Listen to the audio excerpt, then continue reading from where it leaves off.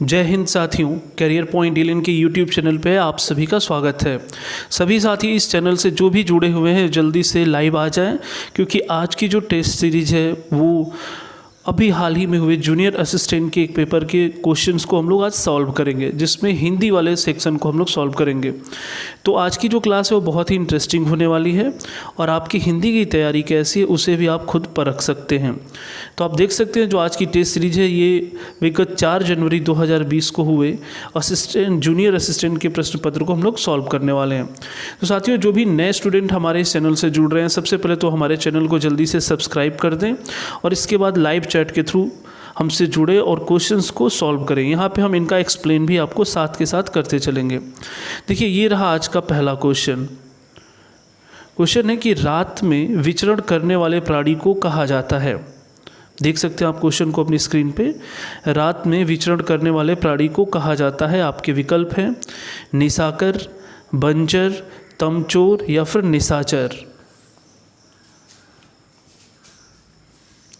आज की जो टेस्ट सीरीज़ है साथियों वो हिंदी के महत्वपूर्ण 60 क्वेश्चंस की सीरीज़ है।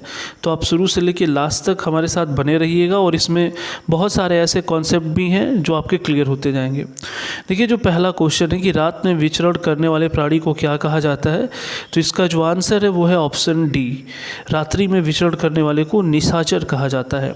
ठीक है, हम बढ़ते हैं अपने नेक्स्ट क्वेश्चन की तरफ। क्वेश्चन नंबर 2 आप देख सकते हैं, जो खाने योग्य न हो उसे क्या कहा जाता है। यानी ये जो अभी क्वेश्चन चल रहे हैं ये चल रहे हैं वाक्यांशों के लिए एक शब्द। जो खाने योग्य न हो उसे क्या कहा जाता है। आपके जो विकल्प है अखाद्य, पथ्य, अपाच्य या फिर अलभ्य। क्वेश्चन 2 आप देख सकते हैं।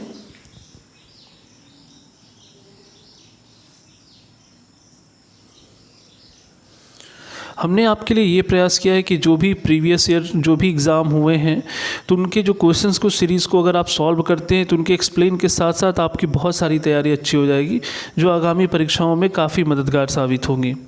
देखिए, जो क्वेश्चन नंबर 2 है साथियों, इसका जो आंसर है वो है आपका ऑप्शन ए। जो खाने योग्य न हो उसे अखाद्य कहा जाता है। आप ध्यान रखा करें हिंदी में कि अगर आप विकल्पों पर विचार करेंगे तो कहीं ना कहीं हर एक शब्द अपना अर्थ दे जाता है। यहाँ से आप सही उत्तर को पहचान सकते हैं।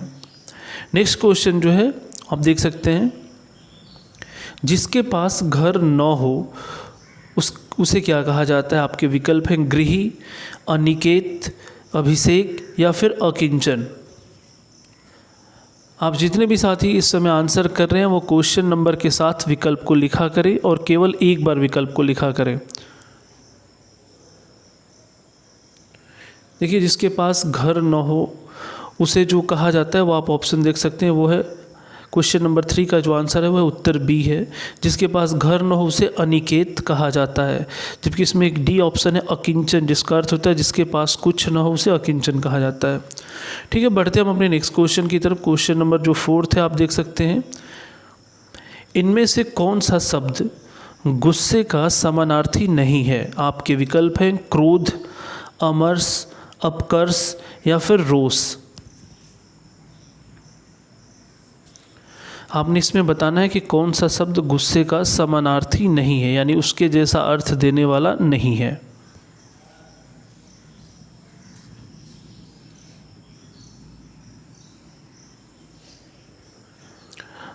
देखिए, इस क्वेश्चन नंबर जो 4 है इसका जो आंसर है वो है ऑप्शन सी अपकर्ष।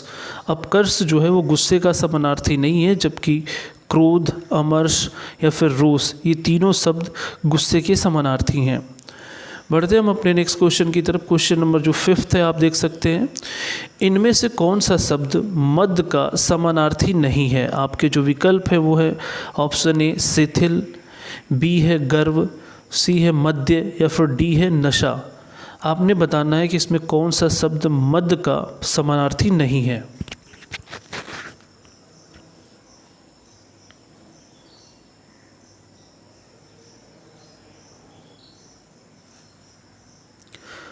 जल्दी से आप सभी अपने आंसर लाइव चैट के थ्रू कमेंट बॉक्स में दे सकते हैं।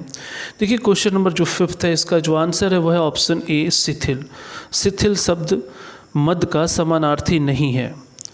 ठीक है। जैसे इसमें गर्व, मद्य या नशा, ये तीनों ही कहीं ना कहीं मद के समानार्थी हैं, जबकि शिथिल जो है वो समानार्थी नहीं है।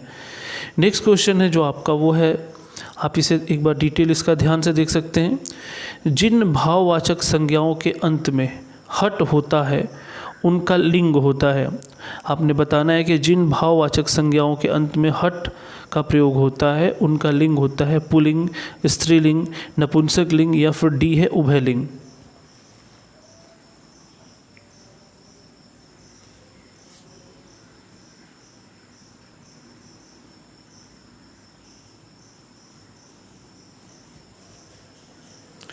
भाववाचक संज्ञा से भी आप समझते होंगे कि ऐसे संज्ञा के शब्द जिससे किसी के भाव की अभिव्यक्ति का पता चलता है उसे हम भाववाचक संज्ञा कहते हैं। देखिए यहाँ पे जो क्वेश्चन नंबर 6 है, इसका जो आंसर है वो है आपका ऑप्शन बी, स्त्रीलिंग। हट लगी भाववाचक संज्ञाएं स्त्रीलिंग होती हैं। जैसे कि मान लीजिए अगर कोई शब्द है झल्लाहट, कड़वाहट, तो अगर कोई भी ऐसे शब्द है तो उसके अंत में जो हट लगा होता है तो उससे उसकी भावना का पता चलता है, लेकिन वो शब्द स्त्रीलिंग के अंतर्गत आते हैं। ऐसे शब्दों को कभी भी आपको क्लियर करना हो तो अगर उनका वाक्य प्रयोग करेंगे, जैसे कि मान लीजिए कड़वाहट है, तो कड़वाहट शब्द का अगर वाक्य प्रयोग आप बनाएंगे तो आपके उसके लिंग का क्लियर हो जाएगा कि हाँ इसमें पुल्लिंग है या फिर स्त्रीलिंग है।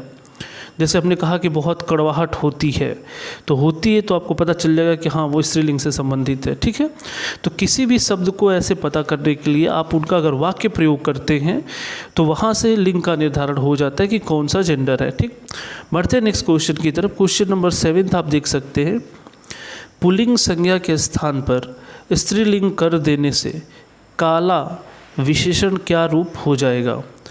काले, काला या फिर कालो या फिर काली। क्वेश्चन को अगर आप एक बार ध्यान से सुने और इसको समझें तो आप जरूर इसके उत्तर को बता सकते हैं। पुल्लिंग संज्ञा के स्थान पर स्त्रीलिंग कर देने से काला विशेषण का क्या रूप होगा?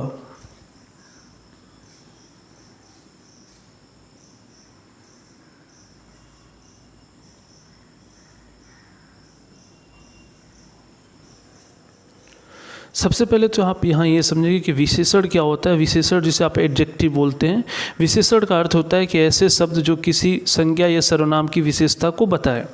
तो देखिए जो यहाँ पे काला शब्द है वो तो पुल्लिंग संज्ञा है, लेकिन अगर इसका स्त्रीलिंग बनाना होगा तो काला का अर्थ हो जाएगा काली। यानी क्वेश्चन नंबर जो 7 है इसका जो ऑप्शन होगा वो होगा डी। आप यहाँ समझ सकते हैं, जैसे आपने कहा कि काला जब भी आप बोलते हैं तो वो पुल्लिंग शब्द से संबंधित होता है, लेकिन आपने कहा था कि नहीं यह गाय काली है या जो भी, अगर आप इसका प्रयोग करते हैं तो आप इस शब्द का अर्थ भी समझ पाएंगे और लिंग निर्धारण भी क्लियर होता है। ठीक है, बढ़ते हैं नेक्स्ट क्वेश्चन की तरफ। क्वेश्चन नंबर जो 8 है उसे देख सकते हैं आप। कव्वाली शब्द में कौन सा लिंग है? कव्वाली शब्द में कौन सा लिंग है? आपके विकल्प हैं पुल्लिंग, स्त्रीलिंग, नपुंसक लिंग या फिर उभयलिंग।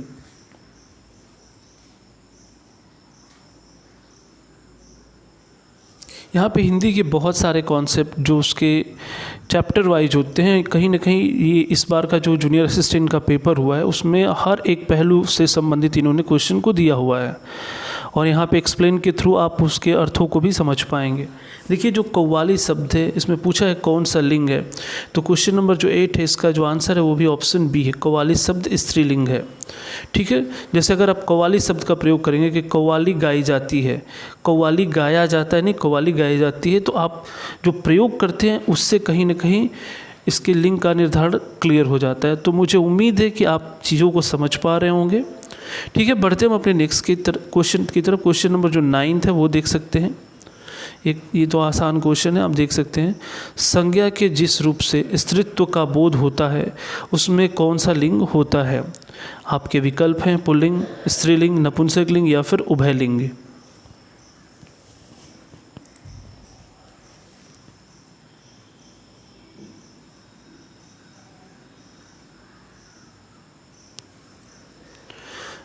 क्वेश्चन नंबर जो 9 है साथियों, इसका जो आंसर है वो आप देख सकते हैं, वो आंसर बी, संज्ञा के जिस रूप से स्त्रीत्व का बोध होता है वो स्त्रीलिंग कहलाता है। नेक्स्ट क्वेश्चन की तरफ बढ़ते। क्वेश्चन नंबर जो 10 है इसे आप देख सकते हैं। अकारांत स्त्रीलिंग शब्द का बहुवचन बनाने के लिए क्या किया जाता है? यहाँ पे आप विकल्पों को देखेंगे। अंत्य स्वर के बदले ओ कर देते हैं, अंत्य स्वर के साथ अय लगा देते हैं, या फिर सी ऑप्शन है अंत्य स्वर के बदले ए कर देते हैं, या फिर अंत्य स्वर के बदले आय कर देते हैं। आप विकल्पों पे विचार करें और इस क्वेश्चन का आप आंसर बताएं।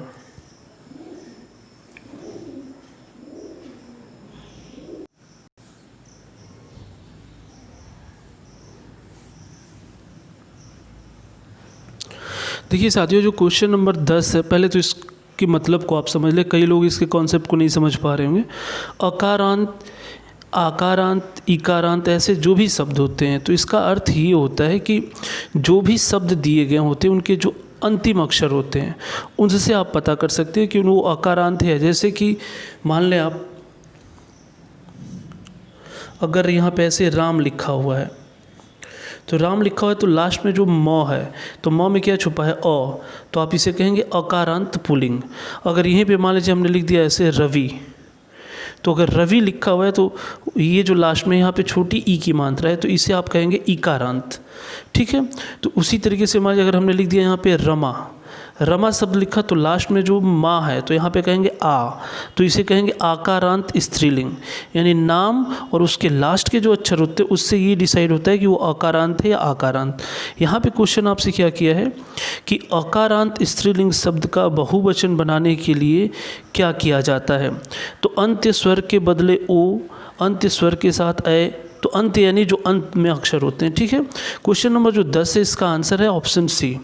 स्त्रीलिंग अकारांत शब्द का बहुवचन बनाते समय अंत्य स्वर के बदले ए कर देते हैं।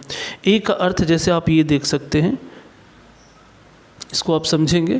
जैसे कि मान लीजिए हमने लिख दिया यहाँ पे पुस्तक, पुस्तक अगर आपने लिखा है तो कहा जाता है कि पुस्तक पढ़ी जाती है या जो भी, तो ये स्त्रीलिंग के अंतर्गत है। तो यहाँ पे जो क है, तो अगर यहाँ पे ए कर देते हैं आप, तो इसी ए को आप ऐसे दिखा रहे हैं।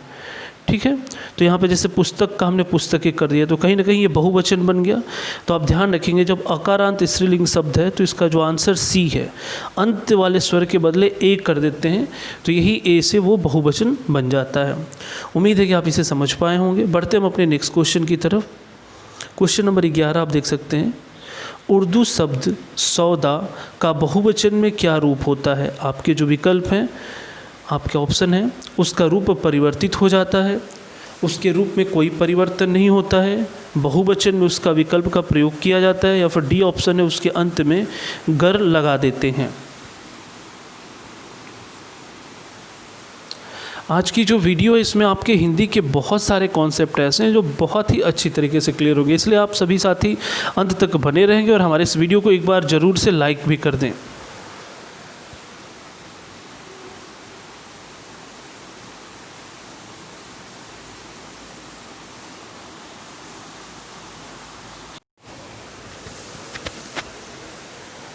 देखिए साथियों, जो क्वेश्चन नंबर 11 है कि उर्दू शब्द सौदा का बहुवचन में क्या रूप होता है, तो इसका जो आंसर है वह है ऑप्शन बी, उसके रूप में कोई परिवर्तन नहीं होता है। ठीक है, तो ध्यान रखेंगे सौदा जो है वो बहुवचन के रूप में ही है खुद। नेक्स्ट क्वेश्चन की तरफ बढ़ते, क्वेश्चन नंबर जो 12 है उसे आप देख सकते हैं। हिंदी में मैं का बहुवचन है, यानी जो मैं शब्द है उसका बहुवचन क्या है? ऑप्शन है आपका ए हम, बी ऑप्शन है हम दोनों, सी ऑप्शन है हम सब, या फिर डी ऑप्शन है हम लोग। आपने बताना है कि मैं का बहुवचन क्या है।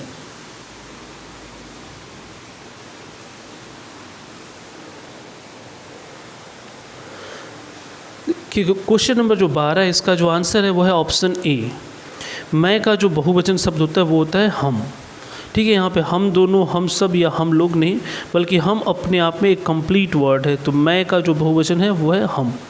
ठीक है, बढ़ते हैं नेक्स्ट क्वेश्चन की तरफ। क्वेश्चन नंबर जो 13 है उसे आप देख सकते हैं। निम्नलिखित में कौन सा कथन अशुद्ध है? आपको बताना है कि इसमें अशुद्ध वाक्य कौन सा है। पहला जो आपका ऑप्शन है वो है कुछ शब्द भावना के कारण बहुधा बहुवचन में ही आते हैं। बी ऑप्शन है व्यक्तिवाचक आकारांत पुल्लिंग संज्ञाओं का रूप बहुवचन में बदल जाता है। कुछ अरबी बहुवचन शब्दों का प्रयोग हिंदी में एक वचन में होता है, या फिर डी ऑप्शन है बुढ़िया का बहुवचन में बूढ़िये रूप अशुद्ध है।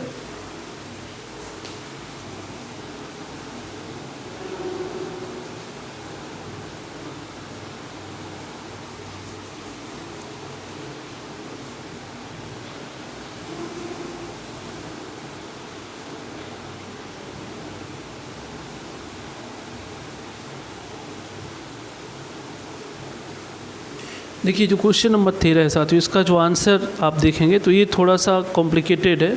इसमें जो चारों विकल्प हैं वो सही हैं, लेकिन ए विकल्प को योग गलत मान सकता है। यानी ये जो क्वेश्चन आया हुआ था, अगर आप ध्यान से देखेंगे तो इसमें चारों विकल्प जो हैं वो सही हैं। जैसे डी ऑप्शन लिखा है कि बुढ़िया का बहुवचन में बुढ़िया रूप अशुद्ध है, ये सही बात है, ये अशुद्ध है। कुछ अरबी बहुवचन शब्दों का प्रयोग हिंदी में एक वचन में होता है, ये भी सही है। व्यक्तिवाचक आकारांत पुल्लिंग संज्ञाओं का रूप बहुवचन में बदल जाता है, ये भी सही है।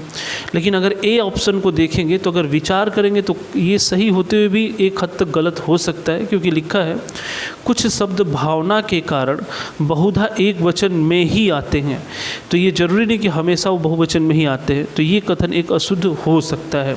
अदरवाइज अगर एक रूप से देखा जाए तो ये चारों ही कथन शुद्ध है। ठीक है, बढ़ते हैं नेक्स्ट क्वेश्चन की तरफ। क्वेश्चन नंबर जो 14, इसे आप देख सकते हैं, यहाँ से अलंकार से संबंधित क्वेश्चन जो पूछे गए हैं। चरण कमल बंदौ हरिराई, इस काव्य पंक्ति में कौन सा अलंकार है? आपके विकल्प हैं उपमा अलंकार, रूपक अलंकार, श्लेष अलंकार या फिर उत्प्रेक्षा अलंकार।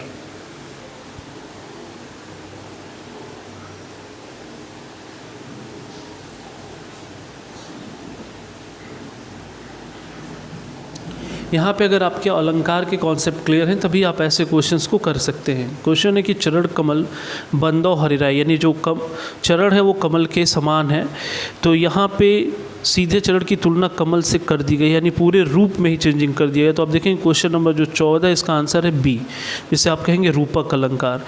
यहाँ थोड़ा आप ध्यान रखेंगे चारों अलंकारों के बारे में। उपमा से तात्पर्य होता है कि जब दो चीज़ों की तुलना की जाती है। यहाँ पे एक बार इसे आप समझ सकते हैं कि मान लीजिए ये एक ए वस्तु है और यहाँ पे एक बी है, तो अगर इन दोनों की तुलना हो और दोनों दूर दूर रहे, यानी एक दूसरे जगह स्थान पे एक प्रस्तुत हो और एक अप्रस्तुत हो और दोनों की तुलना की जाए, तो उसे हम उपमा अलंकार कहते हैं। लेकिन रूपक अलंकार में क्या होता है कि जो ए है, अगर इसी के ऊपर हम बी को इम्पोज कर देते हैं कि यानी ए में ही बी हो जाए, तो उसे हम रूपक अलंकार कहते हैं। यानी दोनों वस्तुओं में समानता के आधार पे उन्हें एक ही मान लिया जाए और दोनों में कोई अंतर या अभेद न रह जाए, तो उसे हम रूपक कहते हैं। यहाँ ध्यान रखेंगे, उपमा में दोनों वस्तुओं की तुलना होती है लेकिन दोनों दूर दूर होते हैं, लेकिन रूपक में जो होता है वो बी जो है वो ए बन जाता है, तो वहाँ पे हम कहते हैं रूपक अलंकार, यानी पूरा रूप एक जैसा हो जाता है। जबकि उत्प्रेक्षा में क्या होता है कि दो वस्तुओं की तुलना होती है, दोनों दूर दूर होते हैं, लेकिन इनमें मानो, जानो, मनु या जनहु ऐसे शब्द का प्रयोग किया जाता है कि मान लीजिए कि वो ऐसा हो। तो ये कुछ वर्ड होते हैं जिनसे आप पकड़ लेते हैं कि हाँ ये श्लेष है। रूपक में कहेंगे दोनों का रूप एक हो जाए। उपमा में क्या होता है कि दोनों में तुलना हो लेकिन दोनों क्या हो, अलग अलग हो। सॉरी, श्लेष वाले को नहीं, ये श्लेष का नहीं, उत्प्रेक्षा का मैंने कहा, जहाँ मानो या जनहु शब्द का प्रयोग होता है। श्लेष जो होता है इसका अर्थ होता है चिपकना, यानी कोई एक शब्द एक ही बार आए और उसके अर्थ अनेक हो, तो उन्हें हम श्लेष अलंकार कहते हैं। ठीक है, तो उम्मीद है कि आप इसे समझ पाए होंगे। तो क्वेश्चन जो था चरण कमल बंदौ हरिराई, इसका जो आंसर होगा वो होगा ऑप्शन बी, रूपक अलंकार। बढ़ते हैं हम अपने नेक्स्ट क्वेश्चन की तरफ। क्वेश्चन नंबर 15 देख सकते हैं आप। देखिए साथियों, जो क्वेश्चन नंबर 15 इसमें दिया है, बांधा था विधु को किसने इन काली जंजीरों से, मणि वाले फड़ियों का मुख क्यों भरा हुआ हीरो से। इस काव्य पंक्तियों में कौन सा अलंकार है? आपके विकल्प हैं अनुप्रास अलंकार, श्लेष अलंकार, यमक अलंकार या फिर अतिशयोक्ति अलंकार।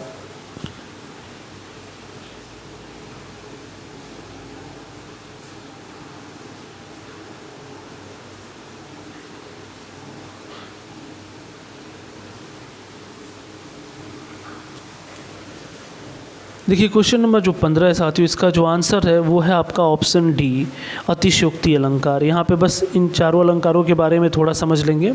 अनुप्रास अलंकार जो होता है, जहाँ पे एक ही वर्ड जो होती है उसकी बार बार आवृत्ति, यानी बार बार रिपीट अगर एक ही वर्ड होता है तो उसे हम अनुप्रास अलंकार कहते हैं। जैसे कि दम के द्युति दामिनी जो किल के काल बाल विनोद करे, तो द अक्षर की रिपीटेशन है तो हम कहते हैं अनुप्रास है। श्लेष, जैसा कि आपको मैंने अभी बताया कुछ देर पहले कि श्लेष अलंकार में क्या होता है कि कोई एक शब्द एक बार आए लेकिन उसके अर्थ अनेक हो, उसे हम श्लेष अलंकार कहते हैं। जैसे कि सुवर्ण को खोजत फिरे कवि व्यभिचारी चोर। तो सुवर्ण शब्द एक है लेकिन उसके लिए अलग अलग कई अर्थ हो जाते हैं। यमक अलंकार से तात्पर्य होता है कि जहाँ एक ही शब्द दो या दो से अधिक बार आए और उसका जो अर्थ होता है वो अलग अलग हो, तो उसे हम यमक अलंकार कहते हैं। लेकिन अतिशयोक्ति, जिसे आप हाइपरबोला कहते हैं, अतिशयोक्ति का मतलब होता है कि किसी भी बात को इतनी बढ़ा चढ़ा कर बोली जाए, तो वहाँ पे अतिशयोक्ति अलंकार होता है। मुख क्यों मड़ियों से भरा हुआ है, हीरो से भरा हुआ है, तो यहाँ पे बढ़ा चढ़ा कर बात की गई, इसलिए इसका आंसर जो है वो है ऑप्शन डी। ठीक है, बढ़ते हम अपने नेक्स्ट क्वेश्चन की तरफ। देखिए क्वेश्चन नंबर जो 16 है, यहाँ से अब समास के क्वेश्चन है, तो आप देख सकते हैं इनमें से कौन सा कथन पूरी तरह तत्पुरुष समास से संबंधित है। आपके विकल्प हैं, इसमें पूर्व पद प्रधान होता है, इसमें पूर्व पद संख्यावाची होता है, इसमें प्रायः उत्तर पद प्रधान होता है, या फिर डी ऑप्शन है, इसमें पूर्व पद अव्यय होता है। अगर आप समास के वीडियो को देखना चाहते हैं तो हमारे इस चैनल के प्लेलिस्ट में हिंदी वाले सेक्शन में जाके हिंदी में आप इनके वीडियो को देख सकते हैं और आपको एकदम निश्चित तौर पे इसके कॉन्सेप्ट आपके क्लियर हो जाएंगे। तो आप कभी भी हिंदी से संबंधित कोई मुद्दा आप समझना चाहते हैं तो हमारे चैनल के प्लेलिस्ट में जाके हिंदी के वीडियोज़ को ज़रूर देख लें।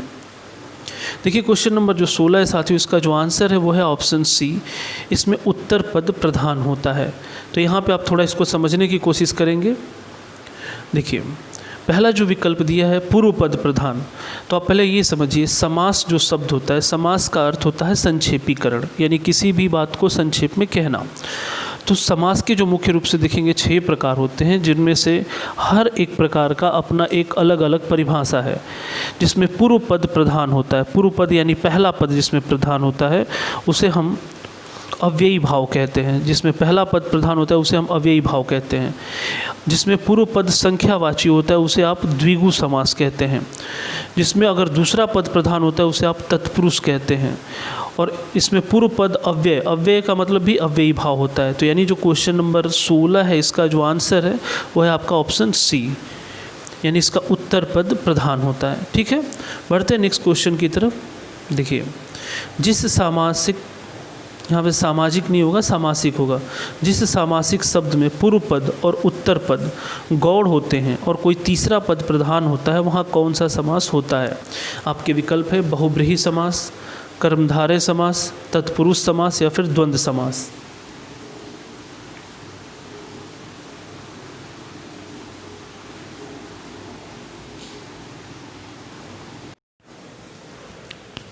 देखिए साथियों जो क्वेश्चन नंबर 17 है इसमें पूछा है कि जिस सामासिक शब्द में पूर्व पद और उत्तर पद गौड़ होते हैं और कोई तीसरा पद प्रधान होता है वहाँ कौन सा समास होता है।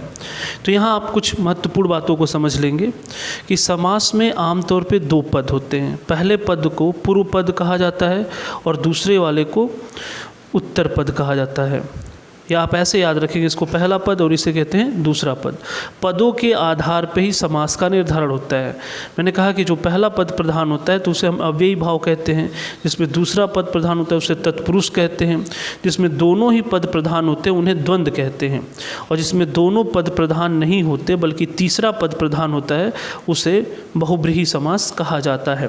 तो यहाँ पर आपसे क्वेश्चन यही पूछा था जिसमें पूर्व पद और उत्तर पद गौण हो, यानी उनका अर्थ इंपॉर्टेंट ना हो कि कोई तीसरा पद प्रधान हो जाए, वहाँ कौन सा समास होता है। तो आपका ऑप्शन क्या हो जाएगा, बहुब्रीहि। जैसे कि दशानन शब्द लिखा हुआ है, आप समझेंगे जो दशानन शब्द है, तो दशानन शब्द आप देखेंगे तो इसमें 10 आनन यानी 10 मुख हो जिसके, तो यहाँ दोनों पदों का अर्थ न लेके बल्कि एक तीसरा अर्थ रावण वो प्रधान होता है, तो हम कहेंगे कि वहाँ पे कौन सा समास होगा, बहुब्रीहि। तो क्वेश्चन नंबर जो 17 इसका आंसर होगा ऑप्शन ए। ठीक है, बढ़ सकते हैं हम अपने नेक्स्ट क्वेश्चन की तरफ। क्वेश्चन नंबर जो 18 है इसे आप देखेंगे, अनुरूप में कौन सा समास है। आज की जो वीडियो है वो थोड़ी लंबी हो सकती है लेकिन निश्चित तौर पे इसके एक्सप्लेन से आपको इसमें काफ़ी मदद मिलेगी। देखिए क्वेश्चन नंबर जो 18 है, अनुरूप में कौन सा समास है। आपके विकल्प है तत्पुरुष, बहुब्रीहि, कर्मधारय या फिर डी अव्ययी भाव समास।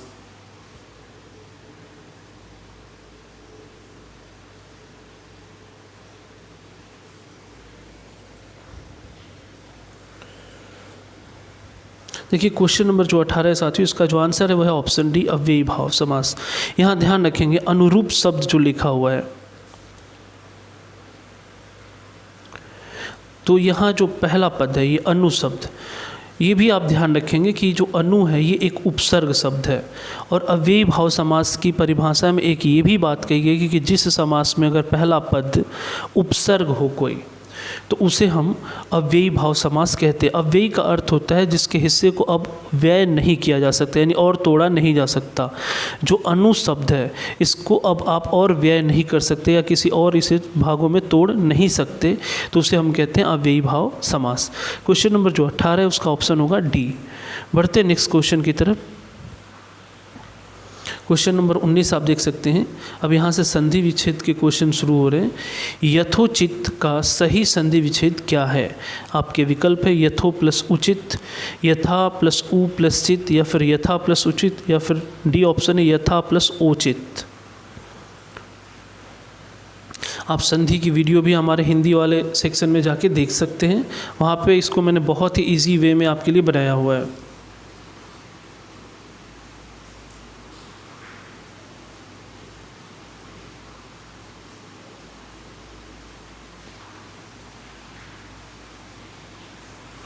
देख सकते हैं साथियों, क्वेश्चन नंबर जो 19 से इसका जो आंसर है वो है ऑप्शन सी यथा प्लस उचित।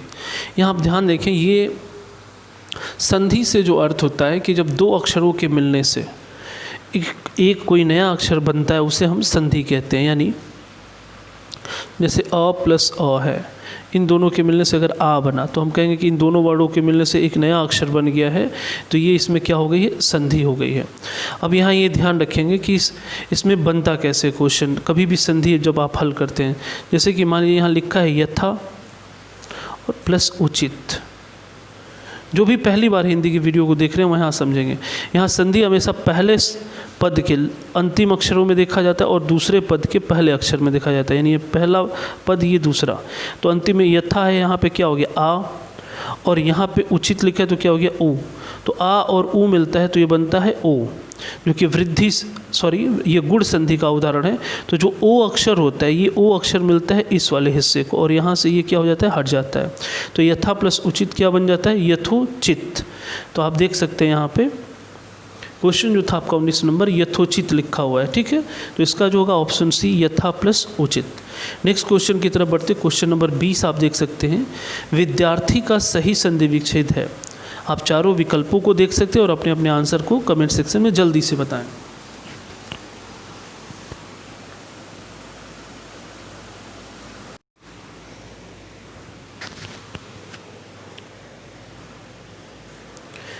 देखिए साथियों, जो क्वेश्चन नंबर 20 है, विद्यार्थी शब्द जो है इसका जो अर्थ होगा वो होगा ऑप्शन बी, विद्या प्लस अर्थी।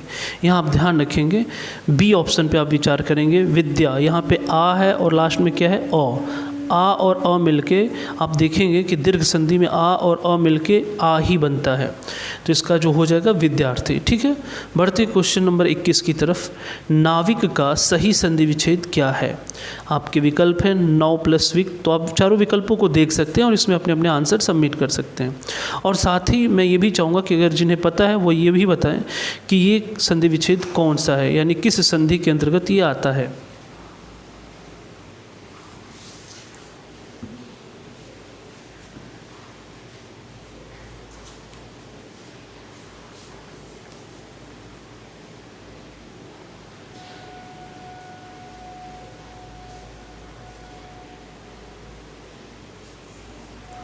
देखिए साथियों, जो क्वेश्चन नंबर 21 है इसका जो आंसर है वो है ऑप्शन सी, 9 प्लस इक।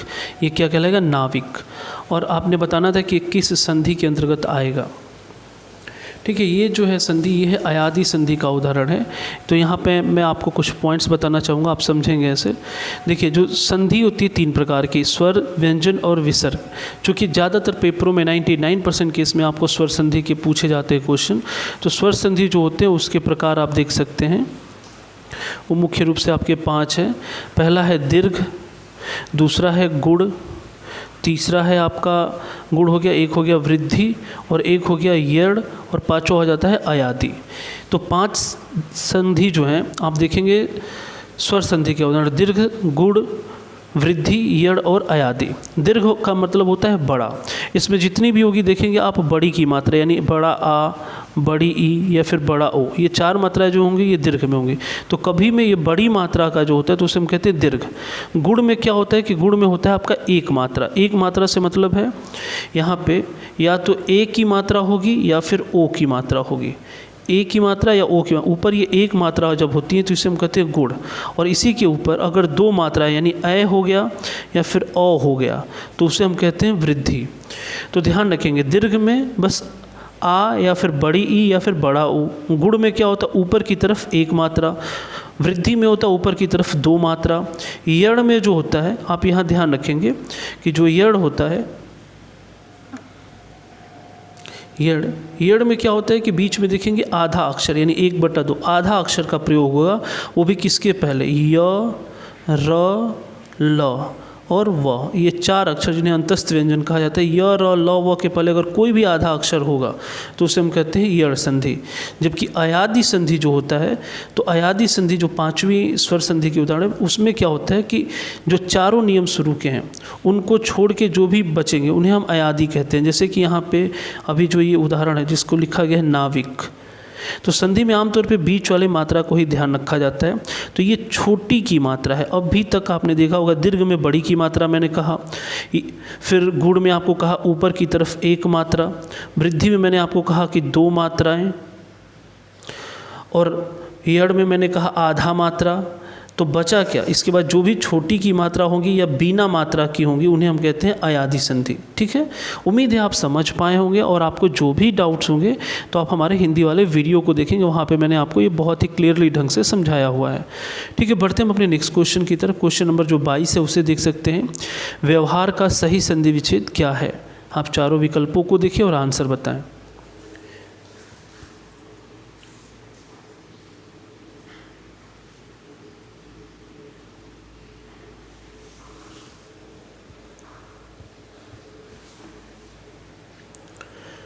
देखिए साथियों, जो क्वेश्चन नंबर 22 है इसका जो आंसर है वो है option a, v o plus हार। ठीक है, तो ये जो व्यवहार का सही संधि विच्छेद है वो है ऑप्शन ए।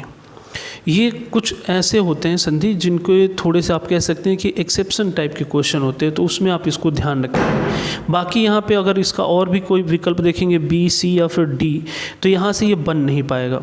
तो कई लोग जो ये समझ पा रहे होंगे कि इसको कैसे सॉल्व करते हैं, अगर मान लीजिए आपको सीधा सीधा संधि विच्छेद नहीं करने आता है तो आप यहाँ से इनके क्वेश्चंस को देख सकते हैं। यहाँ से अगर आप इनको करेंगे तो ये सही बन ही नहीं पाएंगे, क्योंकि ये 3 खंडों में विभक्त है संधि। ठीक है, तो कुछ अपवाद वालों को आप याद रखेंगे। बढ़ते हैं नेक्स्ट क्वेश्चन की तरफ। क्वेश्चन नंबर जो 23 है आप देख सकते हैं, सावधान का सही संधि विच्छेद क्या है? चारों विकल्पों को देखिए और अपने अपने आंसर जल्दी से कमेंट सेक्शन में बताएं।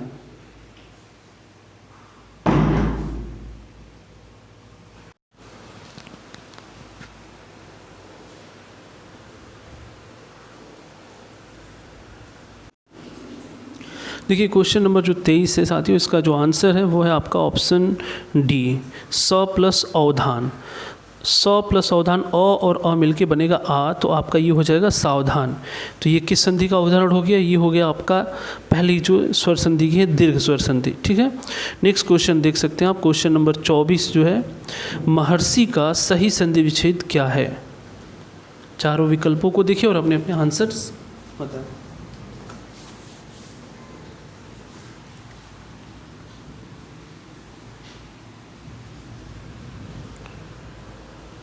देखिए क्वेश्चन नंबर जो 24 है इसका जो आंसर है वो है ऑप्शन सी, महा प्लस ऋषि। इसमें आ और री मिलके अर बन जाता है। ठीक है, तो जो क्वेश्चन नंबर 24 है इसका जो आंसर है वो है ऑप्शन सी। बढ़ते हैं नेक्स्ट क्वेश्चन की तरफ। निश्चल का सही संधि विच्छेद है। देखिए ये क्वेश्चन बहुत ही इंपॉर्टेंट है और इसे आप याद रखेंगे बिल्कुल, क्योंकि अगर आप याद नहीं रखते हैं तो आप ज़रूरी नहीं कि आप इसको सॉल्व कर पाएँ। निश्चल का सही संधि विच्छेद क्या है?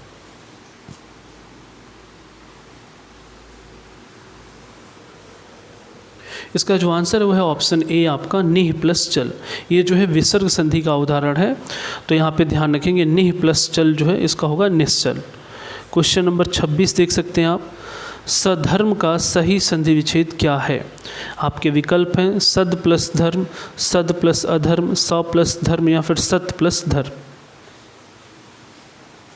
और इसके साथ साथ आप ये भी बताएं कि ये किस संधि के अंतर्गत आता है, यानी कि स्वर या फिर व्यंजन या फिर विसर्ग। कमेंट सेक्शन में आप बता सकते हैं।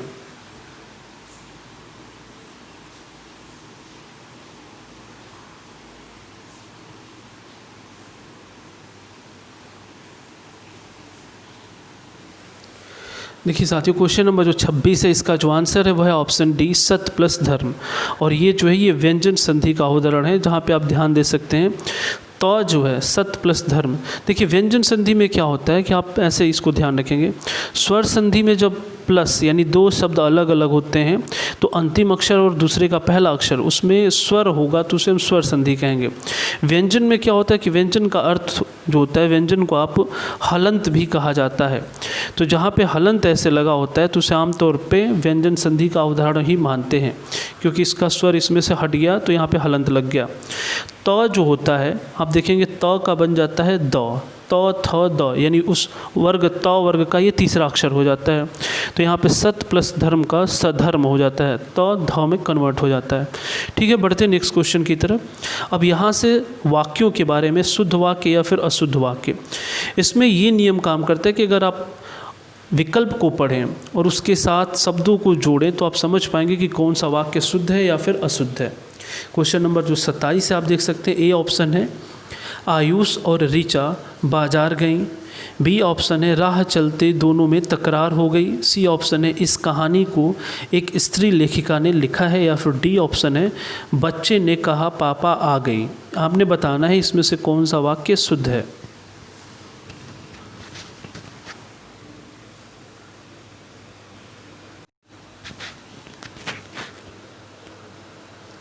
अगर आपको हमारी आज की ये वीडियो पसंद आ रही हो तो एक बार मैं चाहूँगा कि सभी साथी हमारे इस वीडियो को ज़रूर लाइक और शेयर कर दें, जिससे ज़्यादा से ज़्यादा स्टूडेंट इस वीडियो से जुड़ सकें। देखिए यहाँ पे जो चारों विकल्प दिए गए हैं साथियों, आपने पूछा है कि शुद्ध वाक्य कौन सा है। देखिए जो पहला है आयुष और ऋचा बाजार गई, तो यहाँ पे आप ध्यान रखेंगे, यहाँ पे जो गई शब्द दिया गया है तो गई शब्द ऋचा के लिए तो सही हो सकता है, लेकिन क्या आयुष के लिए भी ये सही होगा? नहीं, यानी ये वाक्य क्या हो गया? अशुद्ध। ठीक है, फिर उसके बाद एक बार हम विचार करते हैं सी ऑप्शन पे, इस कहानी को एक स्त्री लेखिका ने लिखा है। अगर आप यहाँ पे लेखिका भी लिख देते हैं तो ये ऑटोमेटिक स्त्री मान लिया जाएगा, यानी ये लिखने का कोई अर्थ नहीं, यानी ये भी विकल्प आपका क्या है? गलत। और डी तो सीधा सीधा आपको गलत लग रहा होगा कि बच्चे ने कहा पापा आ गई, पापा आ गई नहीं होते, पापा आ गए होते हैं। ठीक है, तो आपके पास बचा क्या? ऑप्शन बी, राह चलते दोनों में तकरार हो गई, और ये क्या है? इसमें से शुद्ध वाक्य है। तो उम्मीद है कि आप इसे समझ पाए होंगे। बढ़ते हैं नेक्स्ट क्वेश्चन की तरफ, यानी क्वेश्चन नंबर जो 27, इसका आंसर है ऑप्शन बी। क्वेश्चन नंबर 28 देख सकते हैं आप, 28 नंबर, इसमें भी आपको बताना है शुद्ध वाक्य कौन सा है। चारों ऑप्शन को देखें और अपने अपने आंसर बताएं।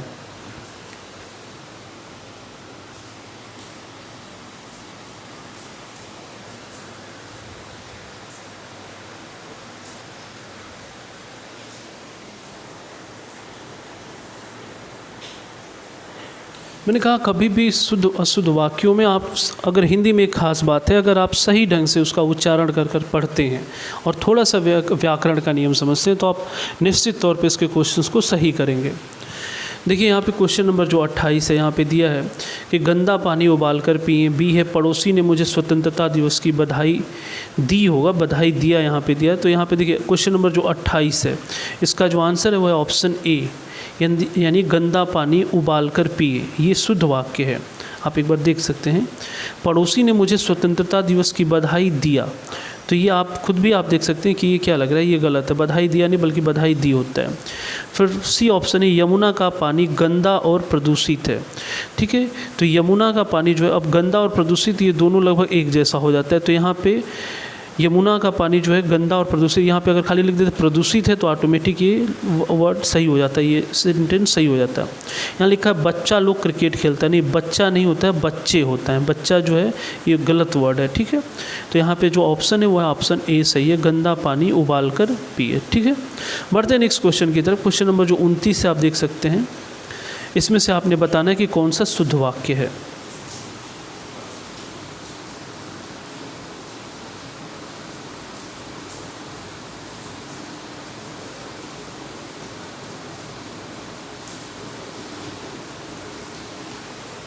देखिए क्वेश्चन नंबर जो 29 है साथियों, इसका जो आंसर है वो है ऑप्शन ए, सीधी लकीर खींचना बहुत कठिन है।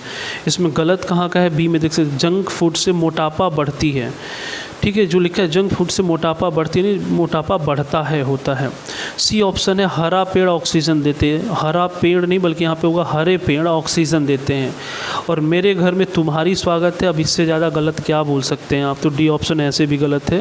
मेरे घर में आपका स्वागत होता है, तुम्हारा ही जब कहना है तो ना बुलाओ आप। ठीक, क्वेश्चन नंबर जो 29 है इसका आंसर है ऑप्शन ए। बढ़ते हैं नेक्स्ट क्वेश्चन की तरफ। क्वेश्चन नंबर 30 आप देख सकते हैं, निम्नलिखित में शुद्ध वाक्य का चयन कीजिए। साथियों आज का वीडियो काफ़ी लंबा होते जा रहा है, तो थोड़ा आप जल्दी जल्दी आंसर करें, इससे हम जल्दी जल्दी क्वेश्चन को सॉल्व कर सकते हैं।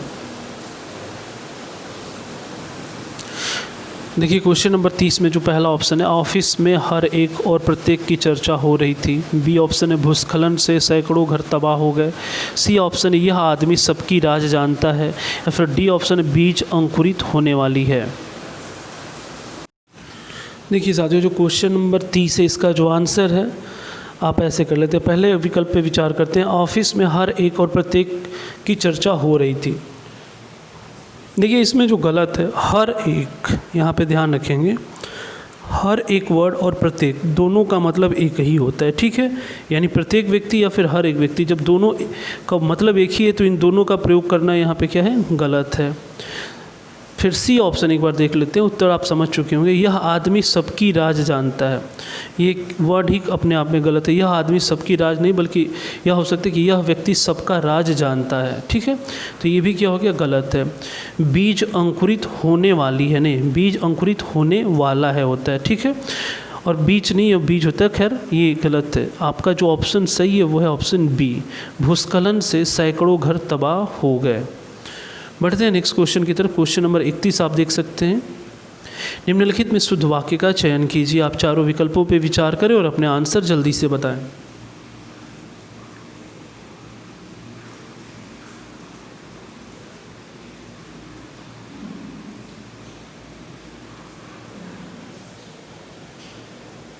देखिए साथियों क्वेश्चन नंबर 31 का जो आंसर है वो है ऑप्शन डी, पेड़ लगाओ जीवन बचाओ। ये शुद्ध वाक्य है। चाय ठंडा हो गया, ये गलत है।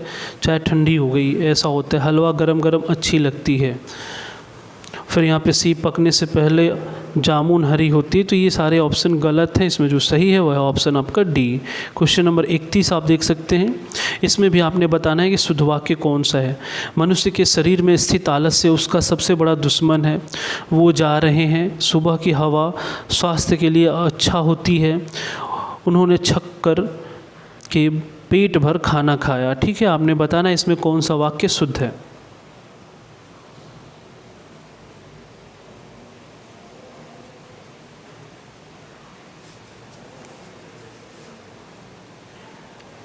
देखिए यहाँ पे अगर विकल्पों पे विचार करें, जैसे बी ऑप्शन दिया वो जा रहे हैं, नहीं वे जा रहे हैं होता है, तो बी गलत है। सी में दिया है सुबह की हवा स्वास्थ्य के लिए अच्छा होती है। अच्छा नहीं, स्वास्थ्य के लिए अच्छी होती है। डी है उन्होंने छक कर के पेट भर खाना खाया। पेट भर खा लिया तो छक्कर, इसमें क्या मतलब हुआ? तो ये भी गलत है। यानी 32 नंबर क्वेश्चन का जो आंसर होगा वो होगा ऑप्शन ए, मनुष्य के शरीर में स्थित आलस्य है उसका सबसे बड़ा दुश्मन है।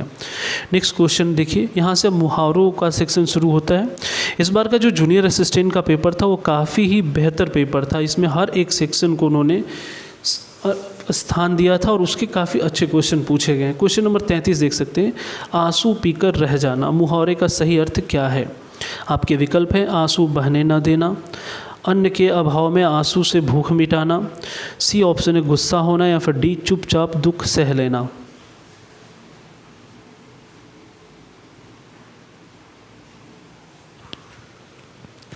देखिए एक शब्द होता है मुहावरे और लोकोक्ति, इनमें आपको पता है अंतर क्या होता है? जो मुहावरे होते हैं ये तो जो मुहावरे होते हैं ये कहीं भी प्रयोग कर लिए जाते हैं, लेकिन जो लोकोक्तियाँ होती हैं वो आमतौर के क्षेत्र विशेष में बोली जाती है, वो पर्टिकुलर क्षेत्र की होती हैं, लोकल लैंग्वेज के रूप में लोकोक्तियाँ। तो लोकोक्तियों में अक्सर आप जो भी बोलते हैं उसमें उसके अर्थ सीधा सीधा मिल जाते हैं, लेकिन मुहावरे में अक्सर शब्दों का अर्थ बिल्कुल अलग हो जाता है। ये इनमें अंतर होता है। देखिए आंसू पीकर रह जाना, इसमें अगर विकल्पों पर विचार करेंगे तो आंसर उससे आप एलिमिनेट करके पता कर सकते हैं। क्वेश्चन नंबर जो 33 का आंसर है वो है ऑप्शन डी, चुपचाप दुख सह लेना। आंसू पी कर रह जाना, यहाँ मुहावरा कुछ और है, अर्थ देख रहे हैं इसका, चुपचाप दुख सह लेना। ठीक है, डी ऑप्शन। नेक्स्ट क्वेश्चन है क्वेश्चन नंबर 34, आंधी आवे बैठ गंवावे लोकोक्ति का उपयुक्त अर्थ है संकट से मुंह फेरना, विपरीत परिस्थितियों में उपयुक्त समय आने का इंतजार करना, विपत्ति से टकराने का हौसला रखना, या फिर डी ऑप्शन है आंधी के बाद पानी बरसने का इंतजार करना।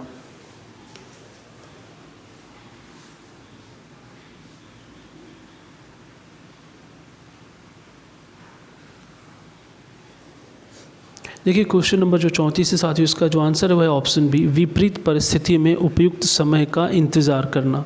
इस उपयुक्त लोकोक्ति का सही अर्थ है। नेक्स्ट क्वेश्चन देख सकते हैं, किताब का कीड़ा होना। क्वेश्चन नंबर 35 देख सकते हैं, इसके विकल्प हैं बहुमूल्य वस्तु को नष्ट करने वाला, अनुपयुक्त जगह रहने वाला, बहुत अधिक पढ़ने वाला, या फिर डी ऑप्शन है ज्ञान का दुश्मन। मुझे उम्मीद है ऐसे क्वेश्चन आप थोड़ा जल्दी जल्दी आंसर करेंगे। किताब का कीड़ा होना यानी उस किताब में ही लगे रहना, यानी इसका आंसर जो होगा ऑप्शन सी, बहुत अधिक पढ़ने वाला। ठीक है, बढ़ते हैं नेक्स्ट क्वेश्चन की तरफ। कच्चा चिट्ठा खोलना का उपयुक्त अर्थ है सारा भेद खोल देना, कच्चे आम को पक्का करना, भेद छिपाना, या फिर कान का कच्चा होना। विकल्पों पे विचार करें तो काफ़ी आसान इसके आंसर यहाँ से पता चल सकता है।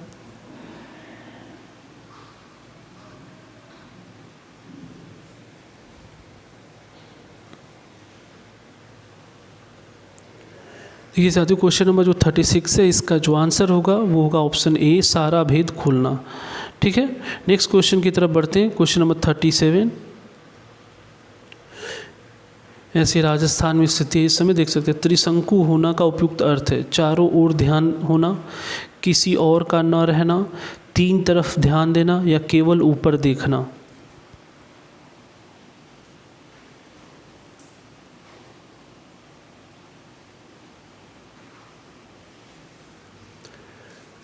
जल्दी जल्दी से आप सभी आंसर बताते रहें। क्वेश्चन नंबर जो 37 है इसका जो आंसर होगा वो होगा ऑप्शन बी, किसी और का न रहना। मैंने अभी राजस्थान बोला, जैसे सचिन पायलट हैं, वो त्रिशंकु, इस समय उनको खुद नहीं पता कि वो कांग्रेस में है कि भाजपा में है या कहाँ पे हैं, तो त्रिशंकु होना यानी किसी और का न रहना। ठीक है, बढ़ते हैं नेक्स्ट क्वेश्चन की तरफ। क्वेश्चन नंबर 38, भई गाती साप छछुंदर केरी लोकोक्ति का उपयुक्त अर्थ है। आपके विकल्प है एक दूसरे से बचना, दृढ़ संकल्प होना, अपने को खतरे में डालना, या फिर डी ऑप्शन है दुविधा में होना।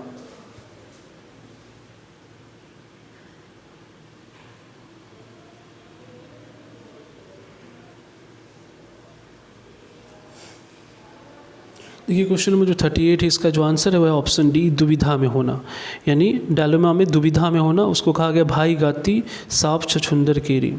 ठीक है, बढ़ते हैं नेक्स्ट क्वेश्चन की तरफ। क्वेश्चन नंबर 39 जो है, देखिए जहाँ एक्सप्लेन की जरूरत होगी वहाँ मैं आपको ज़रूर बताऊँगा, जहाँ सीधा सीधा अर्थ है उसमें आप क्या एक्सप्लेन करेंगे। घाट घाट का पानी पीना लोकोक्ति का उपयुक्त अर्थ है अनेक क्षेत्रों का अनुभव, जीवन में स्थिरता का अभाव, दर दर भटकना, या परोपकार के लिए यहाँ वहाँ घूमना। मुझे पूरी उम्मीद है कि निश्चित तौर पे ऐसे क्वेश्चन जो होते हैं अक्सर इनके विकल्प इतने क्लोज होते हैं कि आपको लगता है कि ये भी आंसर हो सकता है लेकिन ये भी, लेकिन कुछ न कुछ उनमें ऐसी बातें होती हैं जो सही उत्तर की तरफ आपको ले जा सकती हैं। आपको उन्हें ही पहचानना होता है। तो आप जितना ही हिंदी या फिर कोई भी विषय उसके अगर टेस्ट सीरीज को आप सॉल्व करते हैं तो उनकी बारीकियों को आप समझ पाते हैं, और जो छोटी छोटी गलतियाँ होती हैं इन्हें अगर आप नहीं करेंगे तो निश्चित तौर पे आप परीक्षाओं में सफल हो सकते हैं। देखिए क्वेश्चन नंबर जो 39 है साथियों, घाट घाट का पानी पीना, इसका जो उपयुक्त अर्थ है वो है आपका ऑप्शन ए, अनेक क्षेत्रों का अनुभव, यानी अलग अलग क्षेत्रों से होना और वहाँ के अनुभवों को सीखना। बढ़ते हैं नेक्स्ट क्वेश्चन की तरफ। क्वेश्चन नंबर जो 40 है, यहाँ से आपके विलोम शब्द शुरू होते हैं। क्वेश्चन है यहाँ पे मूर्त शब्द का विलोम क्या होगा। देख सकते हैं आप क्वेश्चन को, मूर्त शब्द का विलोम है, आपके विकल्प है अमूर्त, प्रतिमूर्त, समूर्त, या फिर अदृष्ट।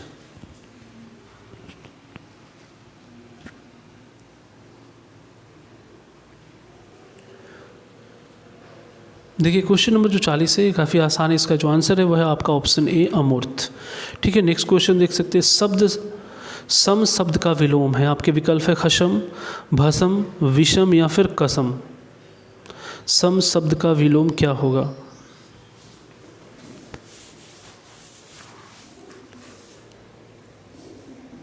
क्वेश्चन नंबर जो 41 है साथियों, इसका जो आंसर है वो है आपका ऑप्शन सी, विषम। सम और विषम, इवन ऑड जो होता है वो सीधा सीधा यहाँ पे विलोम शब्द में पूछा गया है। नेक्स्ट क्वेश्चन है कि लोक शब्द का विलोम क्या होगा? द्युलोक, अलोक, विलोक या फिर परलोक।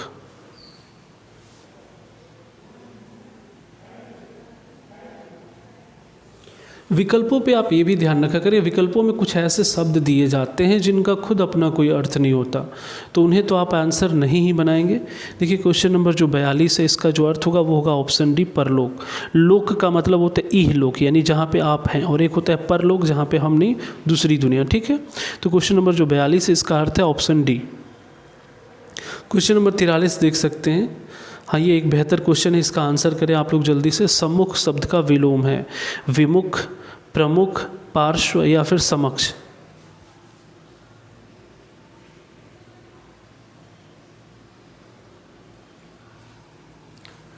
देखिए जो क्वेश्चन नंबर 43 है साथियों, इसका जो आंसर है वो होगा आपका ऑप्शन ए, विमुख। सम्मुख यानी सामने, और विमुख मतलब जो आपके सामने न हो। ठीक है, क्वेश्चन नंबर 44 की तरफ बढ़ते हैं। वक्ता शब्द का विलोम है आयोजक, प्रायोजक, श्रोता या फिर व्याख्याता।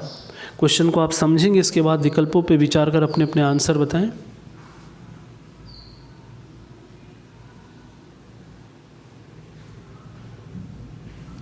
मेरा प्रयास होगा कि ऐसे ही जितने क्वेश्चन पेपर हुए हैं उनके सॉल्यूशन को ऐसे ही लेके आएँ, कभी हिंदी का, कभी इसके जीके सेक्शन का। चूँकि मैथ्स और रीजनिंग का हम लोग ऐसे नहीं सॉल्व कर सकते, तो इसलिए हम ऐसे ही सेक्शन को लेके आएंगे। देखिए क्वेश्चन नंबर जो 44 है, इसका जो आंसर है वक्ता यानी बोलने वाला। ठीक है, बोलने वाले का होगा सुनने वाला, यानी ऑप्शन सी, श्रोता। ठीक है, यहाँ पे आयोजक, प्रायोजक, व्याख्याता नहीं होगा। क्वेश्चन नंबर 45 देख सकते हैं। आवृत्त शब्द का विलोम है, आपके विकल्प है विमोचित, आच्छन्न, परिच्छन्न या फिर डी ऑप्शन अनावृत। अब आप चारों विकल्पों को एक साथ देख सकते हैं। यहाँ आवृत्त शब्द का विलोम क्या होगा?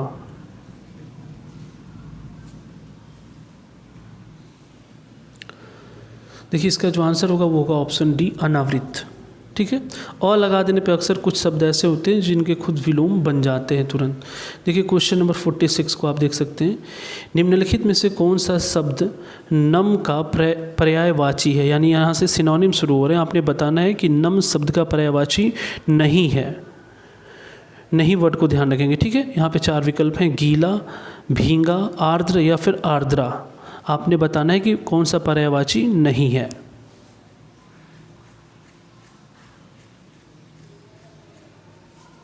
देखिए क्वेश्चन नंबर जो 46 है, इसका आंसर है ऑप्शन डी, आर्द्रा। नम का पर्याय नहीं है। आप देखेंगे तीनों विकल्प गीला, भींगा या फिर आर्द्र, ये नम वर्ड के ही पर्यायवाची हैं, लेकिन आर्द्रा ये गलत वर्ड है। क्वेश्चन नंबर 47 देख सकते हैं। निम्नलिखित में से कौन सा शब्द डर का पर्यायवाची नहीं है? पेपरों में एक चीज़ का ध्यान रखेंगे, नहीं है जो वर्ड होता है इस पर हम लोग अक्सर ध्यान नहीं देते। इसे ध्यान रखेंगे कि है पूछा है या फिर नहीं है पूछा है। और इसके ऑप्शन है सीति, भीति, भय या फिर त्रास।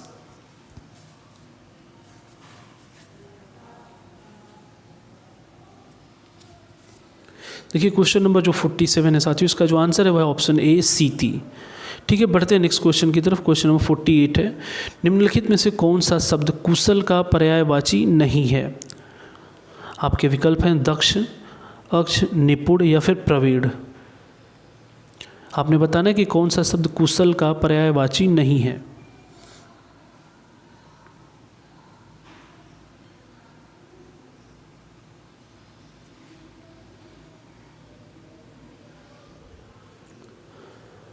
देखिए इस क्वेश्चन का जो आंसर है वो है ऑप्शन आपका बी, अक्ष। दक्ष, निपुण या फिर प्रवीण, ये तीनों ही स्किल को बताते हैं, यानी आप कुशल हैं, और जो अक्ष है वो कुशल से संबंधित नहीं है। क्वेश्चन नंबर 49 देख सकते हैं। निम्नलिखित में से कौन सा शब्द पक्षी का पर्यायवाची नहीं है? ध्यान रखेंगे, इस क्वेश्चन को आयोग के विभिन्न एग्जामों में कई बार पूछा गया है। आपके विकल्प हैं द्विज, खग, पंथी या फिर विहग। आपने बताना है कौन सा इसमें पक्षी का पर्यायवाची नहीं है।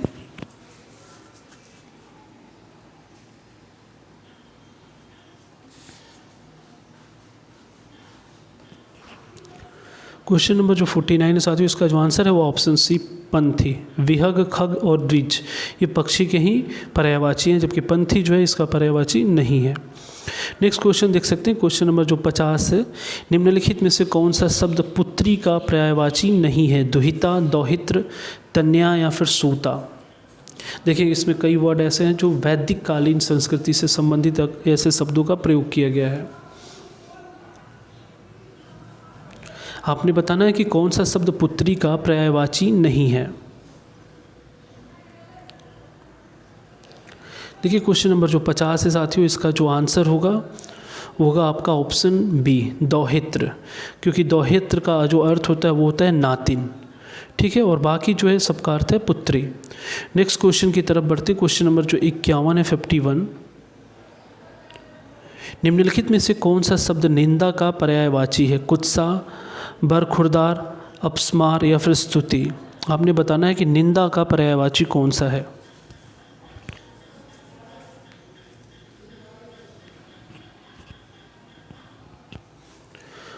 देखिए इस क्वेश्चन का आंसर सभी लोग जल्दी जल्दी से कमेंट में भले ही बताते जा रहे हैं, लेकिन आपको भी जहाँ तक मुझे पूरा अनुमान है इस क्वेश्चन का जो विकल्प चारों दिया है शायद ही इसमें से कोई समझ पा रहा होगा कि इसका अर्थ शुद्ध रूप से क्या होगा। तो यहाँ ध्यान रखेंगे, पेपरों में कुछ क्वेश्चन ऐसे होते हैं जो एक्सेप्शन यानी अपवाद होते हैं। अगर नेगेटिव मार्किंग का पेपर है तो आप ऐसे क्वेश्चन को सीधा स्किप कर जाएंगे। अगर आपको नहीं आता है तो चारों विकल्पों के बारे में नहीं पता है तो फिर उनके ऊपर आप अपना अनुमान न लगाएं। लेकिन अगर नेगेटिव मार्किंग नहीं है तो आप 100% इस क्वेश्चन को करें। देखिए क्वेश्चन नंबर जो 51 है, उम्मीद है कि मैं सही भी बोल रहा हूँ, आप समझ पा रहे होंगे कि पेपरों में कैसे क्वेश्चन छोड़े जाते हैं। ठीक है, देखिए 51 का जो आंसर है वो है ऑप्शन ए, कुत्सा। कुत्सा जो है वो निंदा शब्द का पर्यायवाची है। देखिए नेक्स्ट क्वेश्चन, क्वेश्चन नंबर 52 जो है, निम्नलिखित में से कौन सा शब्द दुष्ट का पर्यायवाची नहीं है? आपके विकल्प हैं खल, खलक, दुर्जन या फिर अधम।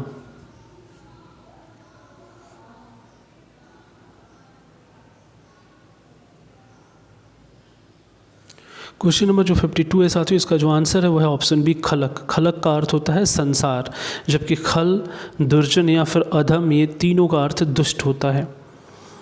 क्वेश्चन नंबर 53 की तरफ बढ़ते हैं। आपने अब यहाँ से तद्भव तत्सम शुरू हो रहे हैं। आपने बताना है निम्नलिखित में कौन सा शब्द तत्सम नहीं है? प्रतीत, प्रतीत, प्रतिमान या फिर प्रतिबिंब। देखिए यहाँ पे मैं आपको एक कॉन्सेप्ट बताता हूँ, अगर इसे आप ध्यान से समझेंगे तो तद्भव तत्सम के ऑलमोस्ट कॉन्सेप्ट आपके क्लियर हो जाएंगे। देखिए जो तद्भव होता है और एक होता है आपका तत्सम। तत्सम का अर्थ होता है तत् प्लस सम, जैसा है वैसा ही। यानी संस्कृत, आपको पता है कि हिंदी की ओरिजिन संस्कृत से है, यानी संस्कृत के ऐसे शब्द जो ज्यों के त्यों हिंदी में ले लिए गए हैं उन्हें हम तत्सम कहते हैं। यानी तत्सम शब्द जो होते हैं वो एकदम शुद्ध होते हैं और उसको जब हम अपने लैंग्वेज में लाते तो उसे हम कहते हैं तद्भव। यानी कह सकते हैं कि उससे, तो यानी जो शुद्ध शब्द है उससे जो शब्द हम लोग अपने अनुसार बनाते हैं उसे हम कहते हैं तद्भव। तो सीधा सीधा शब्दों में कह सकते हैं कि तत्सम शुद्ध होते हैं और तद्भव क्या होते हैं? अशुद्ध। और एक चीज़ और आप ध्यान रखेंगे कि हम लोग आमतौर पे जो अपने जीवन में शब्दों का प्रयोग करते हैं, बोलते हैं, वो शुद्ध नहीं होता है। आप देखेंगे 99% केस में हम लोग तद्भव का प्रयोग करते हैं। तो कभी भी विकल्प दें और विकल्पों में आप ये विचार किया करें कि अगर वहाँ पे शब्द लगता है कि ये मैं बोलता हूँ तो आमतौर पे वो तद्भव का ही उदाहरण होगा। और आपको लगता है कि नहीं ऐसे शब्द हम नहीं बोलते या फिर एकदम शुद्ध है, तो वो क्या होता है? तत्सम। यानी हम अगर उसमें बोलते हैं तो वो तत्सम नहीं तद्भव होगा, नहीं बोलते तो क्या होगा? तत्सम, क्योंकि शुद्ध शब्दों का प्रयोग हम करते ही कहाँ हैं। ये क्वेश्चन नंबर जो 53 है, कौन सा शब्द नहीं आपसे पूछा है, तो इसमें जो होगा ऑप्शन ए, प्रतीत। प्रतीत जो है ये शुद्ध शब्द नहीं है, बल्कि ये तीनों देखेंगे शुद्ध है। और एक चीज़ और ध्यान रखेंगे आप, जो ये प्र शब्द है आमतौर पे जो आधा अक्षर होते हैं, या फिर जैसे मान लीजिए हमने लिखा है ऐसे अर्ध, ऊपर जो आधा, तो आधा र जहाँ लगा होता है ये ध्यान रखिएगा वो अक्सर तत्सम होते हैं। ठीक है, और जिनमें नहीं लगा होता तो फिर आप उसे अशुद्ध मान सकते हैं। तो यहाँ पे जो ऑप्शन ए है प्रतीत, ये अशुद्ध है यानी तद्भव है। 54 देख सकते हैं, निम्नलिखित में कौन सा शब्द तद्भव है? उल्लास, उच्छ्वास, निःश्वास या फिर उजास।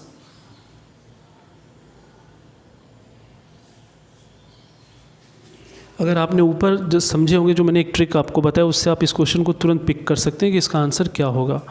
क्वेश्चन 54 है कि निम्नलिखित में से कौन सा शब्द तद्भव है। देखिए इसका जो आंसर है वो है ऑप्शन आपका डी, उजास। ध्यान रखिएगा, मैंने आपको बताया कि आधा अक्षरों का अगर प्रयोग होता है तो वो आमतौर पर शब्द शुद्ध होते हैं, यानी शुद्ध अर्थात तत्सम। यहाँ उल्लास या फिर उच्छ्वास, ठीक है, या फिर निःश्वास जहाँ विसर्ग का प्रयोग है, तो ये सारे शब्द शुद्ध हैं। और उजास जो है ये क्या है, तद्भव है। उम्मीद है आप समझ पाए होंगे। देखिए नेक्स्ट क्वेश्चन की तरफ बढ़ते, क्वेश्चन नंबर 55। निम्नलिखित में कौन सा शब्द तत्सम नहीं है, यानी आपने बताना इसमें कौन सा शब्द शुद्ध नहीं है। किशन, कटी, कर्क या फिर कृषकाय।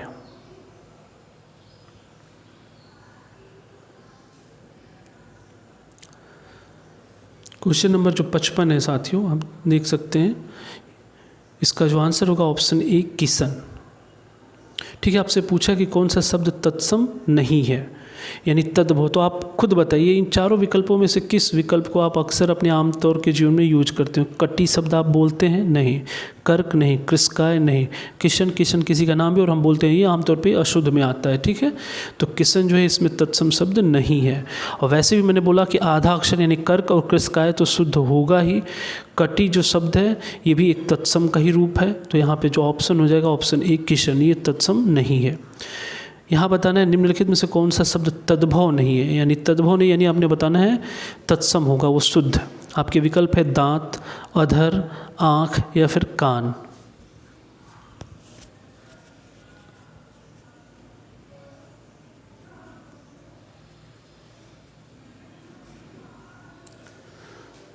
निम्नलिखित में कौन सा शब्द तद्भव नहीं है, यानी किसका प्रयोग आप अक्सर नहीं करते। देखिए क्वेश्चन नंबर 56 का जो आंसर है वो है ऑप्शन बी, अधर। अधर का अर्थ होता है होठ होता है। और आप ये भी देख पा रहे होंगे, आप समझ पा रहे होंगे, दांत, आँख, कान, ये सब वर्ड हम यूज़ करते हैं। तो यूज करते हैं तो इसका मतलब वो तद्भव है। तद्भव नहीं है पूछा तो आपका ऑप्शन हो जाएगा बी, अधर। क्लियर है। नेक्स्ट क्वेश्चन देख सकते हैं, क्वेश्चन नंबर 57। निम्नलिखित में से कौन सा शब्द तत्सम नहीं है। आपके विकल्प हैं दृष्ट, बी ऑप्शन है पृष्ठ, या फिर पानीप या फिर पंख। आपने बताना है कि कौन सा शब्द तत्सम नहीं है।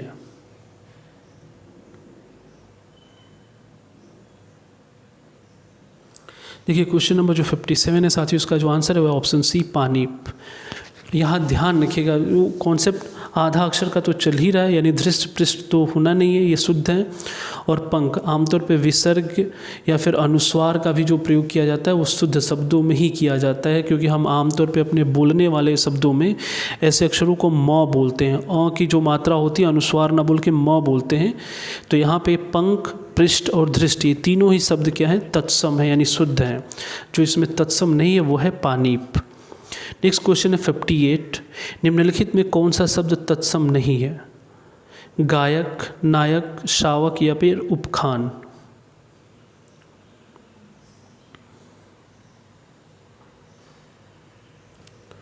देखिए साथियों इस क्वेश्चन का 58 क्वेश्चन नंबर जो 58 है, इसका जो आंसर है वो है ऑप्शन डी, उपखान। तत्सम नहीं है यानी तद्भव, तो वो है आपका उपखान। ठीक है, नेक्स्ट क्वेश्चन की तरफ बढ़ते, क्वेश्चन नंबर 59। निम्नलिखित में से कौन सा शब्द तद्भव नहीं है। ये ध्यान रखिए कि जब नेगेटिव वे में क्वेश्चन पूछता है तो थोड़े टफ हो जाते हैं, यानी नहीं है पूछता तो आप पिक भी कर लेते हैं। देखिए हालांकि विकल्प है उपज, तद्भव, उपला या फिर उबाल। आपने बताना है कौन सा शब्द तद्भव नहीं है।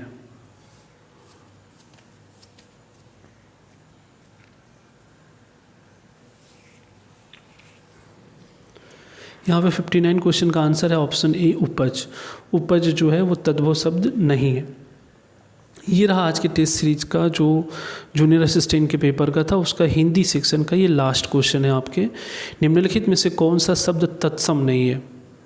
विकल्पों को आप देख सकते हैं।